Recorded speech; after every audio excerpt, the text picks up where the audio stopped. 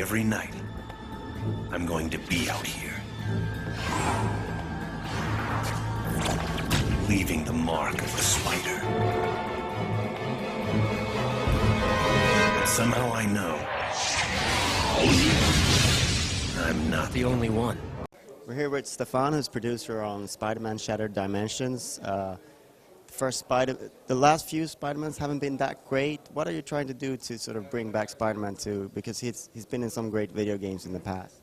Well, the first thing we do basically is we did something completely new with the game. We went in a direction that was never done before. So basically that means 4 different Spider-Man, 4 different dimensions, 4 different art styles, and different gameplays in all dimensions as well. So you get change of pacing while playing, you get new areas because the level were designed especially for the bosses, so you're not always in New York City. Like, for example, I don't know if you saw the trailer, but there's Kraven and you're in the jungle, so that was rarely seen in a video game about Spider-Man previously.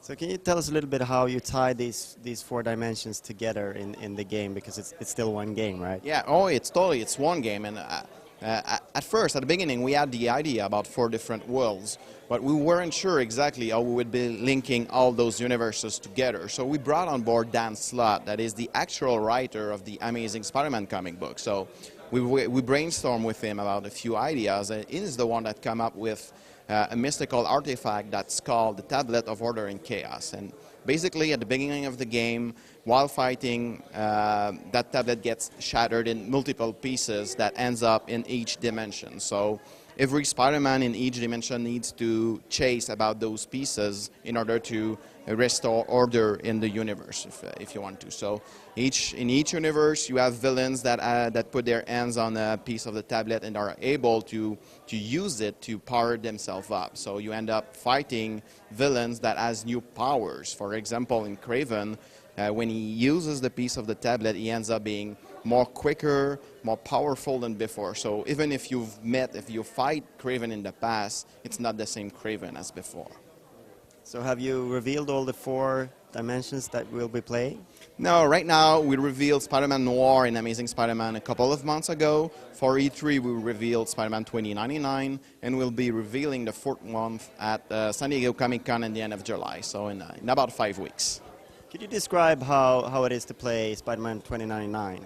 What does he bring to the table? Okay, what's different with Spider-Man 2099? Basically, it's that in the future, the rich people wanted to live as far as possible from the poor people. So they built really, really high buildings. So we use that verticality to create a gameplay that we call free falling, but that's base jumping.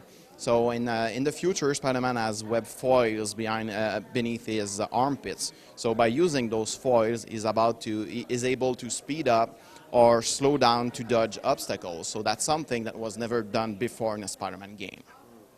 And how is it to play Noir and the Amazing Spider-Man? Is that more of a traditional Spider-Man game?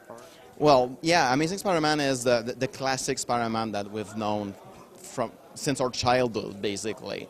And what we've done with him, basically, he uses his web a lot. So while fighting, he'll be creating shapes like boxing gloves and maces, hammers, in order to defeat his enemies.